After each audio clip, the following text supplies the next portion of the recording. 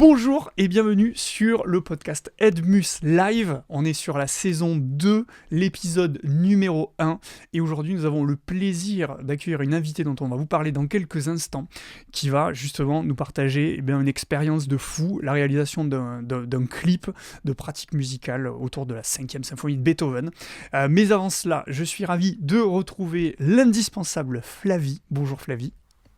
Bonjour. Le génialissime David. Bonjour David. Salut. Et notre invité du jour, Nelly. Bonjour. Alors du coup, pour ceux qui nous rejoignent cette année sur cette nouvelle saison, on va rapidement se représenter. Qui sommes-nous ? Nous sommes des professeurs d'éducation musicale. Et Flavie, où est-ce que tu te situes dans la France ? Moi, je suis dans le sud de la France, je suis dans l'Académie de Nice, j'enseigne à Toulon. David. Alors plutôt dans l'ouest, moi je suis entre Nantes et Bordeaux, dans les Deux-Sèvres, à Parthenay. Très bien. Et donc aujourd'hui, notre invitée Nelly, où te trouves-tu ? Dans le plus beau coin de France, c'est au Pays Basque, c'est à Bayonne. Je dois dire que pour y être allé une fois, j'ai beaucoup apprécié aussi. Je valide ce propos. Et je suis moi-même à Toulouse. Alors, sans plus attendre, rentrons dans le vif du sujet. On va diffuser un petit extrait de la vidéo de Nelly. Et puis juste après, on va en parler ensemble et on va un petit peu débriefer ce magnifique projet. C'est parti.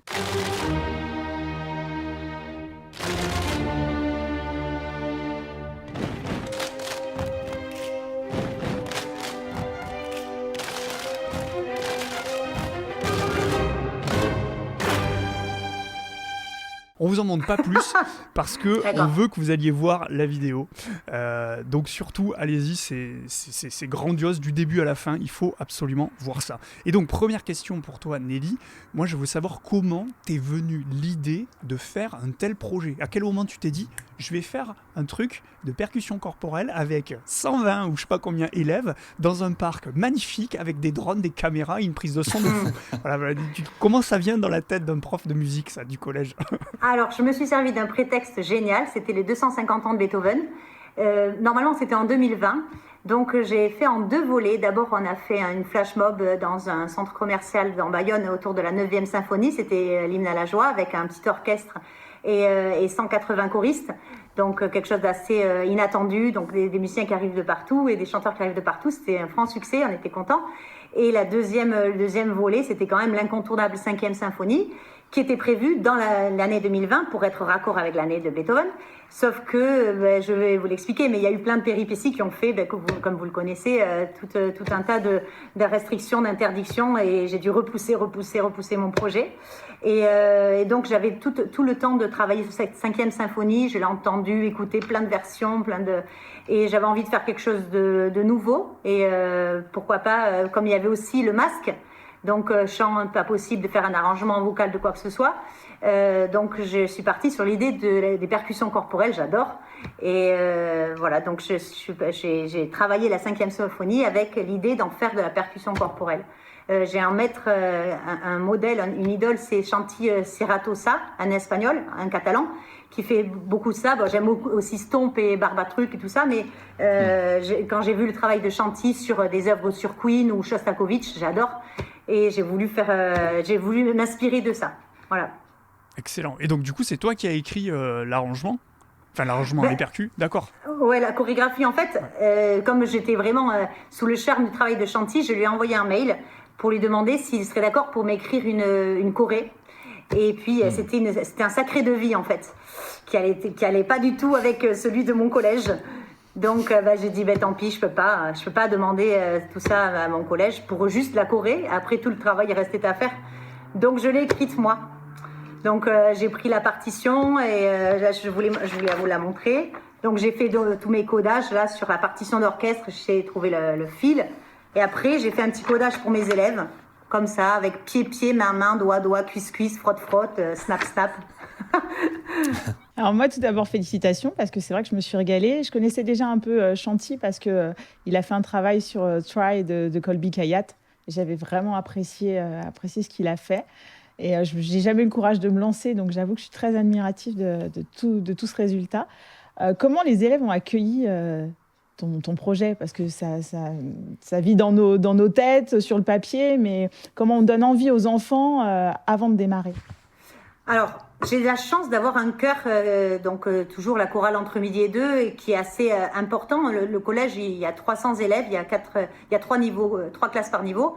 Et j'ai toujours un vivier de 200 choristes. Donc, j'ai toujours une belle chorale avec qui je fais des projets récurrents, réguliers. Donc, ils viennent spontanément, ils le savent, les aînés ont été avec moi. Donc, j'ai la chance d'avoir que la chorale ait la cote un petit peu. Et je leur avais parlé du 250e anniversaire de Beethoven. L'idée de la flash mob leur avait tant plu, ils avaient vraiment accroché. Parce que c'était en public, parce que sur Insta, ça avait fait le buzz. Et donc, ils étaient contents de refaire. Et puis, parce que je pense que tout est une question de démarche, même si c'est du Beethoven, on le sait, nous, dans nos classes, vous comme moi, c'est que selon l'approche que tu amènes sur une œuvre, ça peut leur parler. Et puis, c'est quand même la percussion corporelle, avec tout ce qu'ils voient sur les réseaux, pendant le confinement, tous les groupes genre Oxygène et tout ça, toutes les chorégraphies, les illusions d'optique, tout ça, ça leur parle quand même. Donc, et puis, de suite, la percussion corporelle, dès que ça groove un petit peu, ils adorent, quoi. Et quel que soit le support, et même une symphonie, quand on est ensemble, quand il y a des beaux gestes faits tous ensemble, ça le fait, quoi. Donc, ils aiment bien.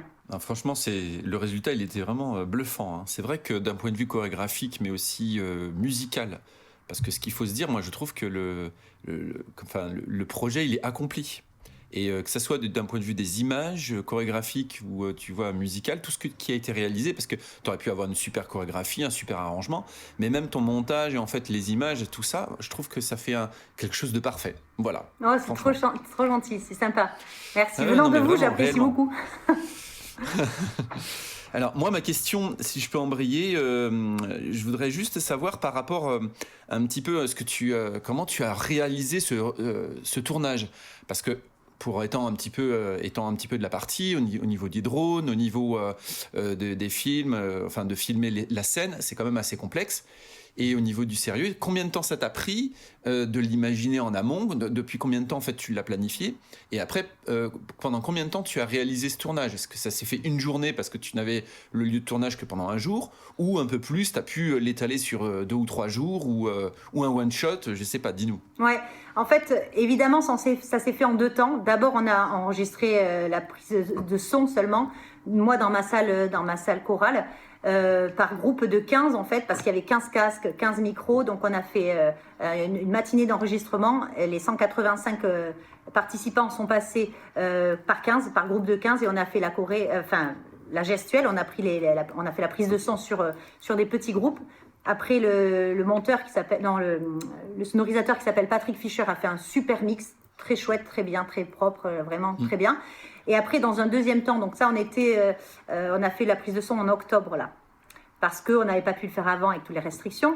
Donc, on a fait la prise de son en octobre. Il a fait un joli mix. Et le lieu, c'est dans les jardins d'Arnaga, la villa d'Edmond-Rostand, à Cambo, à 1 kilomètre du collège. C'est notre lieu vraiment hyper privilégié, culturel de la petite ville de Cambo. Et donc, on avait fait la demande à la mairie, à la conservatrice du musée. Et il y a des magnifiques jardins à la française conçus par Edmond Rostand qui sont juste sublimes et qui se prêtaient vraiment parce qu'il y avait une fontaine. Et moi, j'imaginais bien, un peu comme Chantilly, faire quelque chose de circulaire et pour qu'on voit bien les mouvements. Avec des prises de drone, on avait vraiment un visuel super intéressant. Donc, j'avais mes idées très, très précises. J'avais fait passer au vidéaste Michel Jacobi, qui a fait un travail d'une grande précision, j'ai beaucoup aimé, et au pilote de drone, qui a aussi vraiment vu ce que je voulais, en fait. Et puis après, chacun son talent. Moi, je leur ai laissé gérer aussi. Donc, après, j'ai vu les rushs, ça m'a vraiment plu. Et après, le montage... j'ai un petit peu dit ce que j'en pensais, parce qu'il y avait des plans qui étaient sympas. Il y a un petit Beethoven quand même, vous l'avez vu, il a fait le déplacement. Oui. Voilà. Oui. Donc je voulais qu'il soit là un petit peu en clin d'œil, mais pour que aussi ça fasse une impression de diriger son orchestre, quoi. Voilà. Excellent. Très bien. Et ça, du coup, t'as pas eu de problème, notamment pour le drone, parce qu'il faut des autorisations. Voilà. Et ça, c'est le vidéaste, le pilote qui s'en est occupé, peut-être? Le pilote est un pilote professionnel, donc il a sa licence. Et pour répondre à ta question, David, le tournage s'est fait en 3 heures. On a eu une matinée. Évidemment, c'était la météo. On regardait la météo tout le temps parce qu'il nous fallait du grand beau temps. Et entre les restrictions et tous ces paramètres-là qui étaient compliqués à gérer, l'autorisation qui était pas non plus illimitée d'Arnaga, du lieu, et c'était surtout, moi je voulais vraiment un grand beau temps. Donc on avait une fenêtre de tir, c'était le 24 mars, et on était à 9h, et les enfants habillés, et à midi c'était terminé. Énorme. Et du coup, vous l'avez... tu vois, moi ce genre de projet-là, quand je vois comme ça, je me dis... donc tu as fait l'enregistrement, donc c'est ta base, et le jour J, parce que tu vois les gamins c'est hyper synchro, tu vois ils sont synchro avec la musique, donc comment tu as fait? Tu avais un système de diffusion pour les caler en direct? Ouais. Le sonorisateur il est venu, il a planqué des enceintes partout dans les jardins. D'accord. Donc il a planqué les câbles sous le gravier, enfin pour que en drone que ça gâche pas le spectacle quand même. Donc nous on avait la diffusion de la 5e symphonie. Sans le mix des percussions en fait, hein. C'était le support sur lequel on avait vraiment l'habitude de travailler, sauf qu'il y avait un bip, un décompte au départ, mais sinon on avait la diffusion, et puis ils étaient quand même super nombreux les enfants, mais tellement ils se sentaient hyper responsables, ils étaient vraiment dans la magie du truc. Il y avait un silence incroyable, on entendait pour de vrai les oiseaux, et après le clap et ah oui, parce qu'il y a les oiseaux, moi j'ai pas l'impression qu'ils soient tout à fait réels toujours. Le premier, il a l'air vraiment énervé, j'avoue. Mais bon, c'était pour ajouter un peu de bucolique. C'était pour la blague. C'était pour la blague. D'accord, donc ok, ouais, je comprends mieux. Mais tu vois, c'est cool d'avoir tous ces détails-là parce que ça permet justement de mieux comprendre comment, si moi, tu vois, je me dis, putain, j'étais tellement impressionné par ça, ça me donne vraiment envie de me dire, ouais, ok, en fait, il faut que j'ai tous ces éléments-là pour pouvoir assurer un vrai enregistrement qui soit de bonne qualité, puis derrière, le jour J, une vraie synchro, parce que tous ces éléments-là sont à prendre en compte. Tu peux pas faire un tel projet sans avoir cette exigence-là, j'ai envie de dire, technique, quoi. Et c'est intéressant parce que là, toi, tu as trouvé des solutions et des moyens, justement, pour les mettre en œuvre. Oui, et puis les personnes avec qui je travaille, l'équipe technique, sur d'autres projets, j'ai déjà travaillé avec eux, je savais que c'était des gens de confiance, ils savaient bien comment je fonctionnais et que je voulais quelque chose de propre à l'arrivée, quelque chose d'abouti, même si j'ai adoré pendant les confinements voir toutes les productions des gens, des chœurs, des chorales, des petits quatuors, des petites choses, je trouve ça génial qu'il y ait la musique et l'art à continuer à vivre, mais je voulais quand même, ça impliquait quand même un gros travail de la part des élèves, beaucoup de répétitions. Je voulais que le point final, enfin à l'arrivée, qu'il y ait quelque chose de qualité quand même. Ouais, moi je te rejoins là-dessus, et c'est ce que je te disais, c'est que je me suis limité, moi, pendant le confinement, à ne faire que des tutos pour les collègues qui voulaient faire ce genre de choses, parce que dans les productions, je savais que je n'arriverais pas à obtenir le niveau de qualité que je voulais au niveau de l'exigence. Enfin, je ne veux pas publier quelque chose, moi, personnellement, c'est très personnel, qui ne soit pas qualitatif. Le seul clip que j'ai réalisé, je le trouve encore correct aujourd'hui, mais parce que je l'ai fait avec une extrême exigence de l'époque, et donc tout est bien monté, tout est bien calé, et aujourd'hui encore, quand mes élèves le voient et quand moi je le vois, on est encore fiers de ça, tu vois. Et c'est pour ça que je voulais pas faire quelque chose à la va-vite et sans avoir toutes les billes, parce que je voulais pas que ce soit d'une qualité qui ne soit pas suffisante pour convenir à finalement la durée, tu vois, le temps. Oui, bien sûr. Et là, clairement, ce que tu as fait, pour moi, tu vois, cette vidéo, on la revoit dans 10 ans, elle est toujours aussi bonne, quoi, d'un point de vue technique, tu vois. Ouais, j'espère qu'on aura fait plein d'autres trucs après. Mais oui, c'est vrai, moi aussi, je te rejoins. Je trouve que, quitte à faire quelque chose, ça coûte un petit peu de sous parce qu'il faut un vidéaste, il faut un pilote de drone. Alors, parlons-en de ce budget. Justement, c'était ma question aussi. Alors, à peu près. À peu près. Le pack BodyTap, voilà. C'est à peu près 2 000 euros. Alors, si on prend en compte le pilote de drone, le vidéaste et le preneur de son, et le mix, le montage, tout ça. J'ai envie de dire que c'est pas si excessif que ça, hein, Nico. Franchement, franchement, je sais pas ce que tu en penses pour connaître les prix un peu qui sont pratiqués. Quand même, tu as mobilisé quand même pas mal de personnes, un lieu de tournage, des gens sur plusieurs jours. C'est quand même pas mal du tout, quoi. Oui, j'oublie un truc, c'est qu'on a loué les chaises. Et ça, j'ai pas le budget en tête. C'est pas moi j'ai pas vu passer. Mais bon, voilà. Mis à part ça, on va dire techniquement, le son, l'image, le drone, le montage, l'arrivée au final. Le lieu nous a été très généreusement prêté. On n'a pas loué, mais voilà, 2 000 € à peu près. Et ça rentrait dans... comme en 2020, on n'a vraiment pas fait grand-chose au niveau artistique, il y avait encore des fonds de caisse, des fonds de tiroir de l'année dernière, donc on a pu s'en servir. De ton association de chorale ou alors non, du foyer de l'association de parents d'élèves du collège. D'accord. L'appel. Voilà. Bravo. L'appel, super. ouais. Et du coup, justement, tu vois, les chaises, c'est con, hein. Ça fait 2 gros mots que je dis, ça va pas du tout. Ce podcast va être... Non, mais tu vois, moi j'ai remarqué que les chaises c'était toutes les mêmes et que les gamins, au niveau des vestes, de la tenue vestimentaire aussi, c'était ultra bien homogène, quoi. Et tu vois, moi aujourd'hui, quand on fait nos concerts avec nos 400-500 gamins là, c'est un enfer d'arriver à ce qu'ils aient tous la même tenue, tu vois. Donc moi j'admire quand je vois les gens qui arrivent à faire ça avec des collégiens. Tu vois, alors tu les frappes en fait pour qu'ils...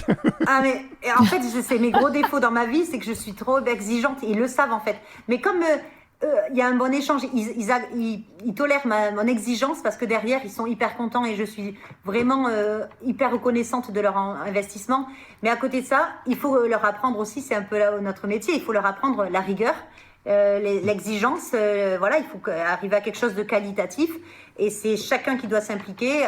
Après, on a fait plusieurs spectacles avec ce chœur-là, donc ils savent que c'est pas pour rire si je dis c'est tout le monde en blanc, tout le monde le jean bleu, tout le monde les baskets blanches, c'était...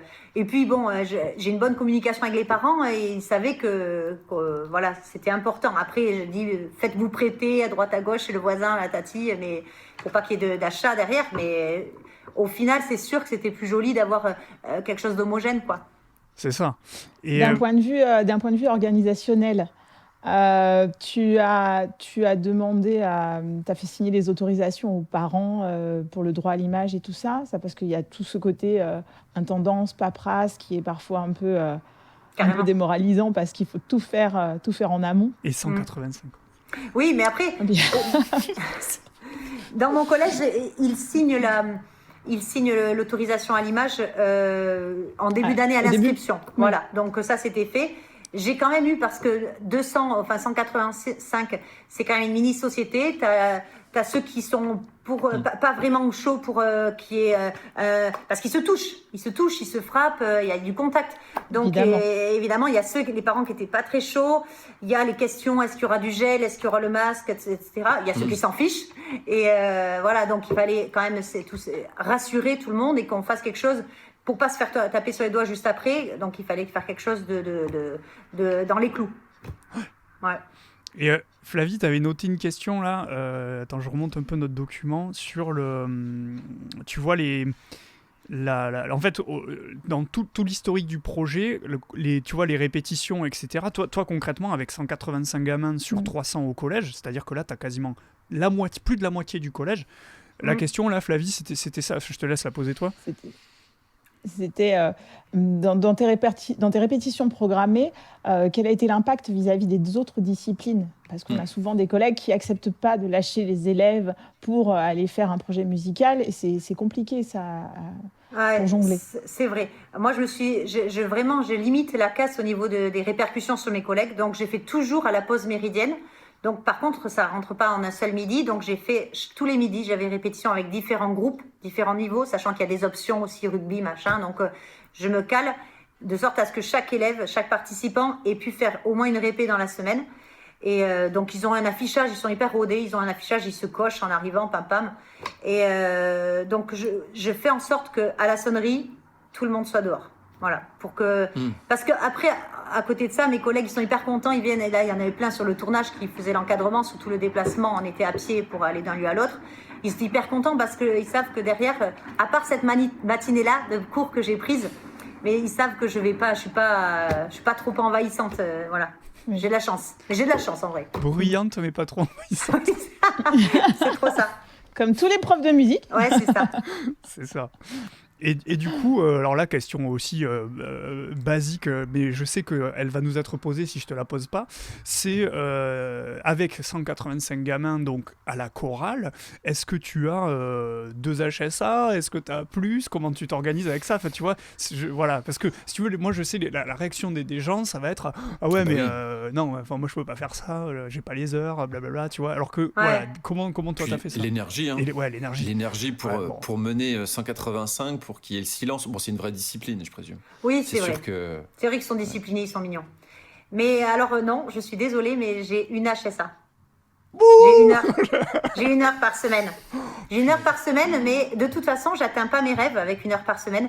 Donc quoi? Je fais pas parce que je suis pas assez payée? Ben non, tant pis, je fais. Je fais parce que de toute façon, je serais mieux avec mes élèves à faire mon projet qu'à boire des cafés dans la salle des profs. Donc non. Donc et après, à côté de ça, quand je demande à la directrice, est-ce que je pourrais avoir une enveloppe pour ça, elle va me dire oui, bien sûr, parce qu'à côté de ça, il y a des répercussions positives pour les élèves. Ils sont en chorale, et c'est une activité quand même sympa, ludique pour eux, un peu culturelle et tout ça. Donc, il y a un bon retour. Les familles, elles sont contentes.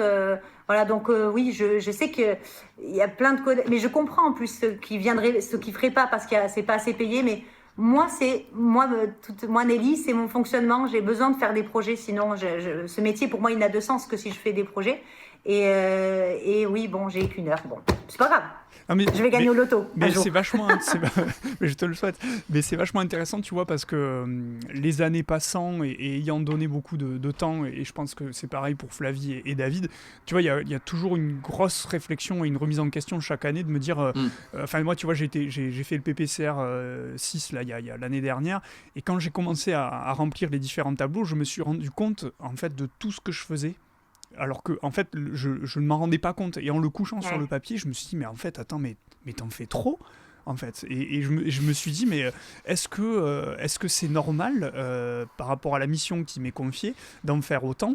Et j'ai commencé à me dire, mais attends, est-ce que c'est normal que je fasse ça? Et est-ce que je suis rémunéré pour ça, tu vois? Et donc, petit à petit, moi, j'allais dans une dimension de me dire, je suis OK pour m'investir et tout, mais il faut que derrière, il y ait la reconnaissance. Alors, elle peut venir de différentes manières, mais aussi financière. Et ce que je trouve intéressant dans ton discours, c'est qu'en fait, au final, même si tu n'as qu'1 heure, eh ben, écoute, franchement, bravo de l'avoir fait, mais tu vois, tu trouves quand même, finalement, la possibilité d'avoir des budgets quand t'en as besoin auprès du BAHU, mais aussi auprès de l'APEL, donc, comme Nelly est dans l'enseignement privé, l'association des parents s'appelle l'APEL.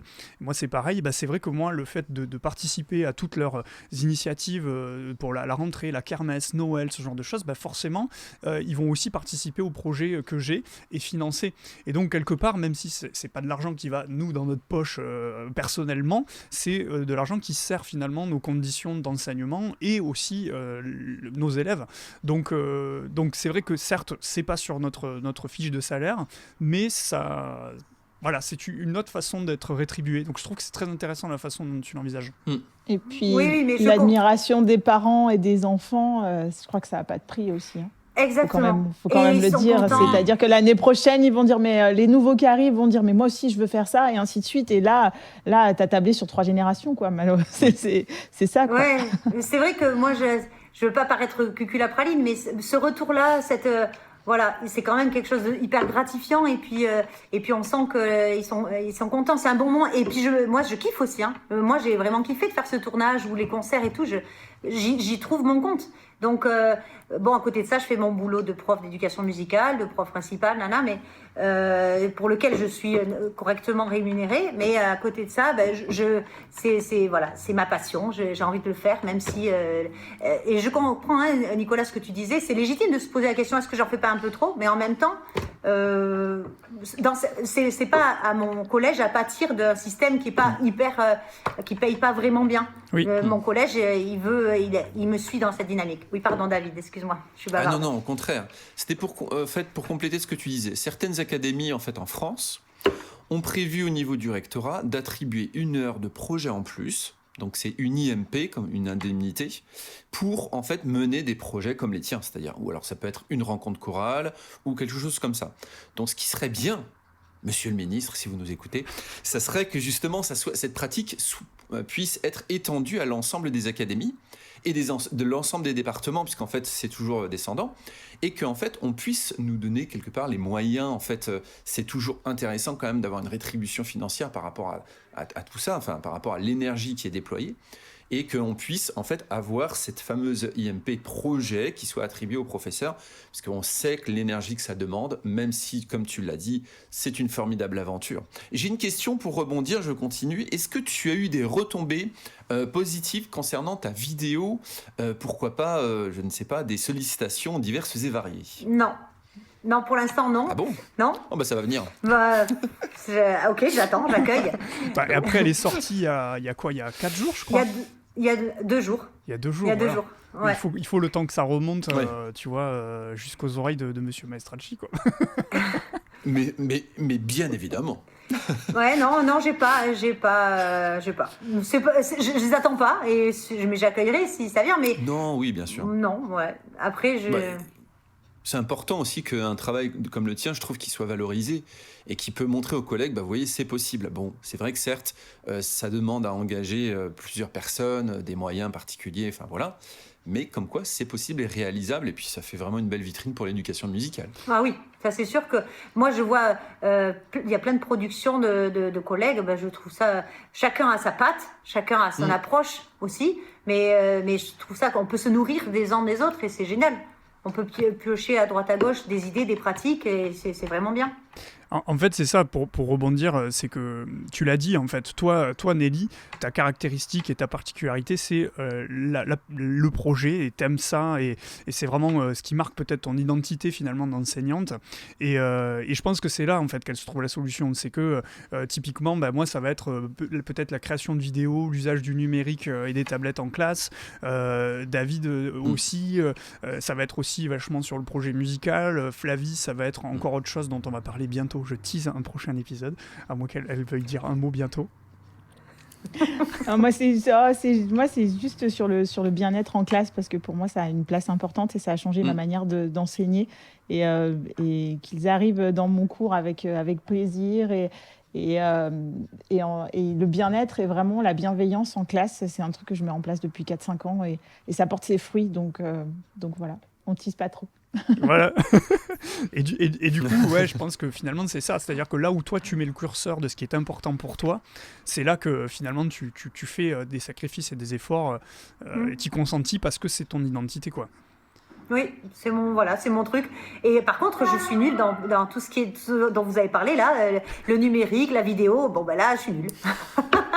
Ouais, en fait, t'as quand même réussi à... Tu t'entoures. Ah, voilà. Oui, voilà. Je sais bien m'entourer. C'est ça. Voilà. Je suis maline. Et du coup, il y avait une question, moi, que j'avais. Bon, on revient un petit peu en arrière, mais je sais que...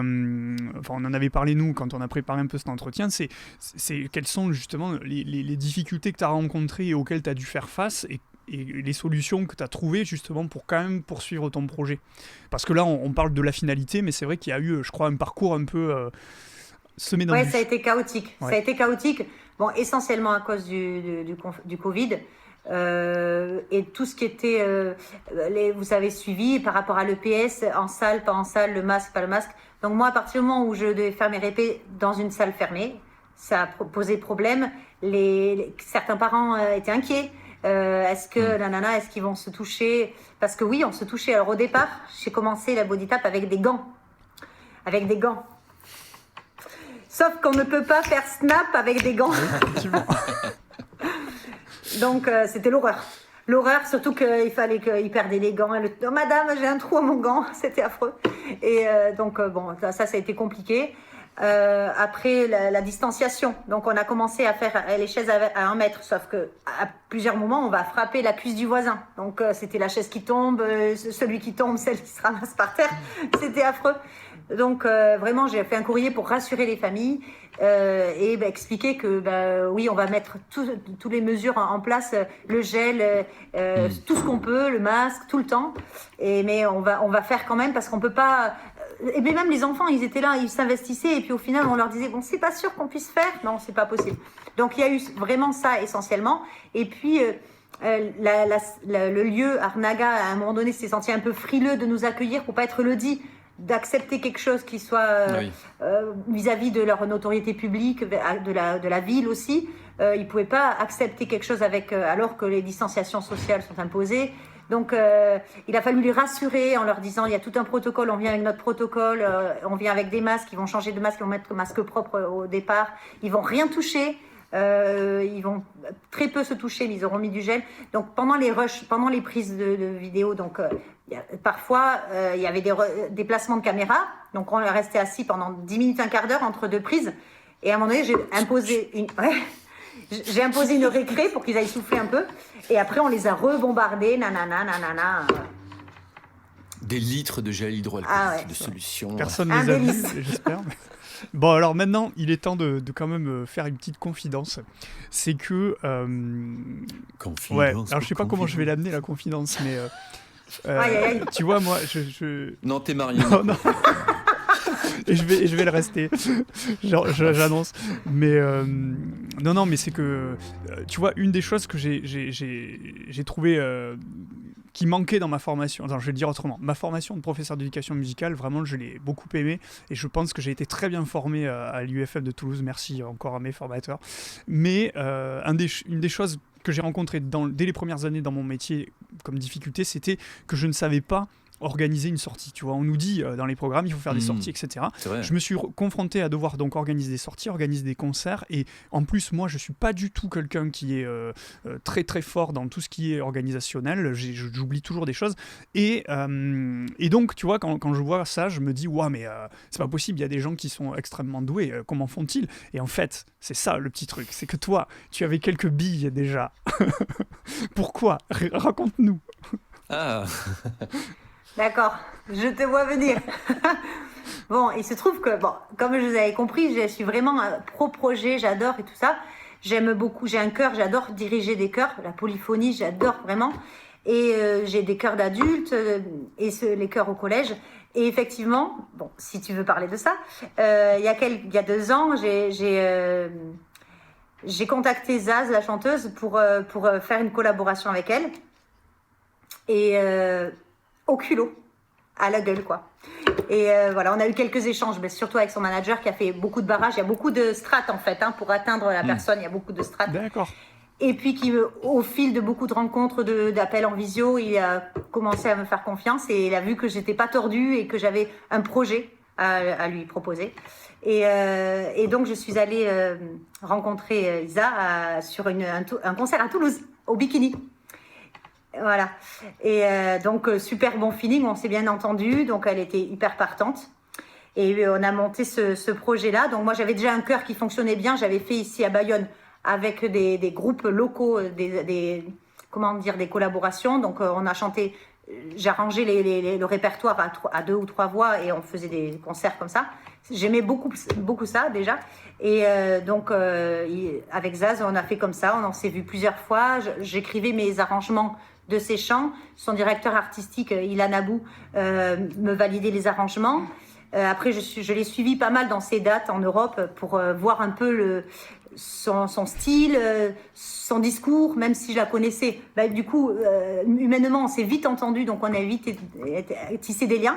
Mais aussi, c'était pour écouter son discours, sa démarche artistique sur scène. Donc voilà. Donc pendant ce temps, j'écrivais mes arrangements, j'apprenais à mon cœur.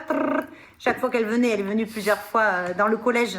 Je présentais 3-4 chants, donc avec de la mise en scène, on va dire, parce que j'aimais pas trop l'idée d'un chant statique, début, chant, fin, début, chant, fin. Je voulais un fil conducteur, quelque chose, une histoire à raconter.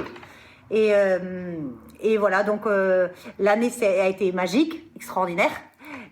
Donc elle est venue plusieurs fois et on a fini par 2 concerts, enfin un concert au départ et puis il a été vendu en 2 jours. Donc on a dû faire une 2e date. Voilà, donc c'était merveilleux. Et d'ailleurs, elle m'a envoyé un petit message, elle a adoré la vidéo du body tap. Est-ce que tu as eu quand même des gros soucis où tu te dis après coup, ça je l'ai surmonté, ça a été, finalement ça s'est passé, des gros moments de doute et de panique? Bah oui, au bout d'un moment, on n'était plus du tout dans le 250e anniversaire de Beethoven parce qu'on est en 2021, donc je me suis dit c'est du réchauffé. ça a plus de sens. Mais pour les enfants, je pouvais pas abandonner. Mais oui, il y a des moments où je me suis dit, bon, un projet il y a eu à peu près 4 mois d'apprentissage, la Corée, le temps que ce soit bien comme il faut. Il a fallu 4 mois, parce qu'il y a des vacances, il y a des ponts, il y a des ceci, cela. Oui. Donc, je me suis dit, on a mis 4 mois et ça fait 1 an que ça traîne, c'est très dommage. Donc, oui, il y a certains moments, mais les enfants, ils étaient tellement, vous savez comment ils sont quand ils arrivent. J'étais moins passionnée, mais je me suis dit, je peux pas abandonner, c'est pas possible. Et puis finalement, je me disais, c'est pas grand-chose, c'est juste un petit clip. Je trouvais que c'était beaucoup de restrictions pour quelque chose. Alors que ces mêmes enfants, ils ont fait Zaz, donc ils sont plongés dans un monde qui est d'une autre dimension. Là, c'était plus grand-chose. Je me disais, c'est trop bête qu'on puisse pas faire. Mais j'ai pas été découragée. Et pour répondre à votre question, puisque vous avez évoqué, c'est vrai, les concerts avec Zaz, ça justifie aussi que j'ai une équipe hyper solide derrière, une directrice qui soit derrière les projets et qui croit en toi. Ouais, voilà. C'est pour ça que même si je peux pas, je suis pas bien plus payée de faire ça ou de pas faire, mais voilà, moi je suis très épanouie dans mon établissement. Avec mes jeunes, j'adore. Et là, je prépare un projet pour l'année prochaine. Et voilà, j'ai déjà les 3e qui sont partis, qui m'ont dit est-ce qu'on peut réintégrer l'année prochaine. Voilà. On peut en savoir un peu plus. Faut toujours penser à N+1. Faut toujours penser à N+1 en fait. Oui, voilà. Elle veut pas donner. Elle veut pas dire. Non, je dis pas. Spoil pas. Et du coup, justement, est-ce que, pour mettre la casquette un peu institutionnelle, l'impact finalement qu'a eu ces expériences musicales sur les élèves leur donne envie d'aller plus loin dans la musique, soit d'en faire, soit tu vois, de prendre des cours, de se mettre un instrument, ou bien de s'orienter après sur un lycée peut-être avec option musique, ou pas forcément. Ils vivent l'expérience comme ça sans forcément... Sans mentir, pas tant que ça. Il n'y a pas eu de grosses révélations. Bon, forcément, aux oraux des brevets, forcément, il y en a qui ont pris des sujets qui rappelaient un peu... dans les EPI, on a fait des sujets qui étaient l'art de la scène ou comme ça, donc ils pouvaient parler de leur expérience. Mais pas tant que ça, il n'y a pas eu de grandes révélations. Par contre, il y a eu des projets, pour reprendre celui des concerts avec Zaz, des élèves qui étaient en détresse scolaire ou en détresse familiale, des élèves à profil vraiment compliqué, qui se sont un peu relevés grâce à ce projet, grâce à une confiance qu'on leur faisait, une responsabilité qu'ils avaient d'être sur scène, avec une mission très particulière, un sérieux, une application, un investissement, un engagement, tout ça. Et ça a sorti quelques têtes de l'eau quand même. Ouais, super. Excellent. Excellent. Alors, les amis, pour pas faire un épisode qui dure 8000 ans, je vous propose qu'on arrête là, parce que moi, honnêtement, j'aurais 800 000 questions, parce que vous l'avez compris, c'est pas du tout dans mes qualités, dans mes compétences, donc je bois comme ça les paroles, tu vois, je suis content, je vais faire le montage, je vais pouvoir tout réécouter, faire une fiche, mais en fait, spoiler alerte, Flavie a déjà tout noté et a déjà fait la fiche, tu vois, donc c'est ça qui est cool. Et donc, on vous mettra en lien, évidemment, dans les notes du podcast, du Padlet, tout l'historique en fait voilà comment, en fait un petit peu un résumé en point par point de ce que tu nous as proposé. Et alors traditionnellement dans la saison 1 on présentait un petit coup de cœur. Alors nous forcément on est des gros geeks, tu vois, donc on va présenter des trucs de geeks, David et moi en tout cas, mais si toi tu as alors comme ça je te laisse réfléchir, on va commencer David et moi, c'est sûr. Flavie, on en avait parlé, mais je sais pas si tu as choisi définitivement. Non, moi j'achète ce que vous achetez, moi finalement. Donc je me retrouve toujours avec des accessoires de geek que vous avez déjà eu, que vous avez déjà testé, les chargeurs à induction, des trucs comme ça. Moi j'achète ce que vous avez déjà testé, je passe après, c'est une bonne idée. Bon, donc voilà, coup de cœur en 1 minute, tu vois, maxi chacun. Donc hélas, il y en a trop, mais bon, je vais m'arrêter sur un qui est en fait ces petites enceintes-là, dont je viens juste de sortir la vidéo, les Adam Audio, enceintes de monitoring, ça sonne de folie. J'ai envie de les ramener en classe tellement ça sonne bien. Alors apparemment les 5V comme ça, elles ne seraient pas suffisamment puissantes vraiment pour ma classe qui est un auditorium, enfin qui est une chapelle en fait, mais les 8 apparemment, les 8V pourraient, donc je vais voir si on ne peut pas investir, tu vois, dans ce matos là, mais c'est mon coup de cœur. Ouais. Petite question, les 5 pour une pièce de 30 mètres carrés à peu près, ça peut le faire ? Oui. Après, tu vois, parce que moi, le volume, là, il est à peine à la moitié.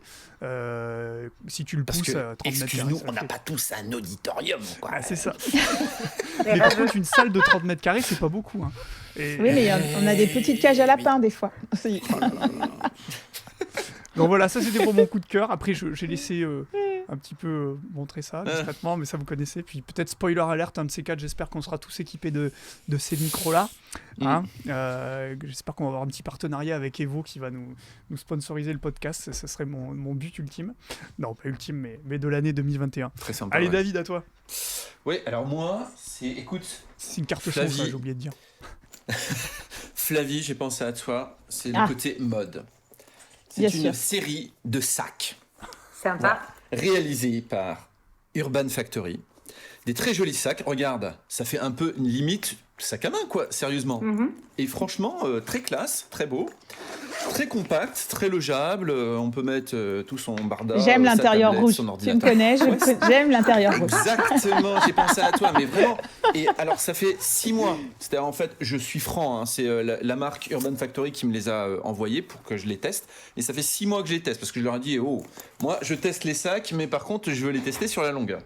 Et en fait, ça, c'est le premier modèle. Et ça, c'est le deuxième modèle, qui est version sac à dos, et je vous garantis que pour vraiment l'aspect compact, eh bien, je peux mettre tout mon matériel, c'est-à-dire je peux mettre ma tablette, mon ordinateur, mon enceinte amplifiée ici, hop là, vous avez vu, comme ça, c'est bien foutu. Je peux mettre ma petite pochette de câbles, alors ça c'est même chose, je sais même plus où je l'ai mise. Donc une petite pochette avec plein de câbles aussi. C'est ça, je l'ai mise dans l'autre. Non, je sais plus où je l'ai foutu. C'est pas grave. Et donc, je peux mettre tout mon matériel dans ce sac, vraiment, de façon compacte, parce que j'en avais marre aussi de me trimballer avec plein de sacs. Et je me suis dit, je me limite aussi à ce format-là. Comme ça, tu n'emmènes que ça, et tu te pètes pas le dos quand tu vas en cours. Voilà. Urban Factory, on mettra les références. Franchement, les prix, c'est super correct. Hein. C'est pas 50, 100, voilà. Quoi. Franchement, on est dans les 30, 40, vous verrez. Alors du coup, Flavie ou Nelly, vous avez trouvé. Alors c'est pas obligé d'être du geek, hein, ça peut être de la musique, ça peut être ce que vous voulez. Hein. C'est open bar, c'est juste pour ouvrir un petit peu, tu vois, sur autre chose, quoi. Moi, je laisse Flavie. moi j'ai reçu cette semaine ma souris Bluetooth et je suis très contente d'avoir reçu ma petite souris Bluetooth qui va me permettre d'être en appairé avec mon iPad. Et je vais pouvoir avoir un petit pointeur quand je vidéoprojette mon iPad sur un vidéoprojecteur. Donc, je suis super contente. Donc, je suis en plein test. Je clique. J'essaye de refaire avec ma souris tout ce que je fais d'habitude, juste avec mon stylet ou avec mes doigts. Voilà. Très bien. Donc, on est resté dans le geek. Alors, Nelly ? Moi, j'adore votre rubrique shopping. Ah bah, non, j'ai pas trop d'idées. Ça a un effet un peu pervers, c'est qu'en fait ça donne très envie. J'imagine. Ça peut vite surtout à cause de lui là, tu vois là. Moi j'adore ton sac en vrai, le sac noir avec un derrière rouge. Le sac. Ouais. Oh purée. Sérieux, hein. Il est classe. Hein. Franchement. Mais j'en ai déjà un moi. Tu fais acheter des sacs et des chaussures et voilà. moi je regarde pas parce que les sacs c'est bon péché mignon. Hein. Mais c'est vrai. Hein. Ouais, c'est terrible. C'est terrible. Non, j'ai pas d'idée, moi, Nico. Non, mais écoute, on a apprécié ton affiche derrière. Oui. Quand t'es parti à un moment donné, on a pu la voir. Super fan. On a dit oh là là. La lampe. Ça sera ça. Tu l'as trouvé où, du coup ? J'adore. De quoi, qu'est-ce que tu m'as dit, Nicolas ? Tu l'as trouvé où ? Dans un cinéma d'auteur qui a ici à Bayonne, où je vais souvent, enfin, où j'allais souvent. Et donc, voilà, j'étais allée la demander. Tu l'avais récupéré là-bas. Bon, bah, ok. Eh bien, écoute, en tout cas, merci infiniment, Nelly, de nous avoir partagé ton expérience. Merci beaucoup. C'était très riche, très inspirant. Et je pense que, voilà, si on a des questions sur les différents canaux, hein, parce qu'on est sur YouTube, on est sur Spotify, on est sur Apple Podcast, on va relayer sur Twitter aussi, on ne manquera pas de te les relayer aussi ces questions, et puis vraiment allez voir du coup cette vidéo, mettez des pouces en l'air, je ne sais pas si tu as activé les commentaires, je ne sais plus si c'est YouTube Kids ou pas, mais donc voilà, voilà je pense qu'il faut vraiment féliciter ce travail, et encore une fois c'est tellement inspirant, c'est génial. Donc, mais si merci. ça peut donner des idées, c'est ça qu'il faut qu'on se nourrisse les uns les autres, c'est trop bien. Complètement. Et puis on attend la suite avec impatience de voir ce nouveau Les projet. suivants, Mais déjà celui-là, on va le regarder en boucle. Merci Donc à merci. Parce que c'est tellement plaisant d'avoir de la musique comme ça. Franchement, c'est même pour nous, tu vois, c'est super plaisant et c'était un très bon moment, quoi. Ouais. Franchement, merci. Complètement. Complètement. Ah oui, et tiens d'ailleurs une idée. Pardon, j'avais dit qu'on arrêtait, mais tu vois, enfin là cette année, j'ai fait l'antre du roi de la montagne avec justement les percussions corporelles. Et mes sixièmes ont vraiment adoré. Et du coup, je me dis, ben là, tu vois, pourquoi ? Parce que la cinquième, on la voit forcément dans nos séquences. Est-ce que, enfin moi, tu vois, je me vois pas refaire tout ce projet-là, mais l'intégrer à l'intérieur de ma séquence, je me dis oui, tu vois. Donc je sais pas si toi, à un moment donné, tu publies ou pas un petit bout du début ou j'en sais rien de partition, on sera preneur aussi, tu vois, de le partager. Voilà, avec plaisir. Pourquoi pas le... Enfin, tu vois, parce que typiquement pour l'entre du roi de la montagne, il y a une vidéo sur YouTube avec un groupe qui le fait. Et moi, du coup, j'ai fait une partition moi-même, tu vois, pour la faire en classe. Ah ouais, pas la partition.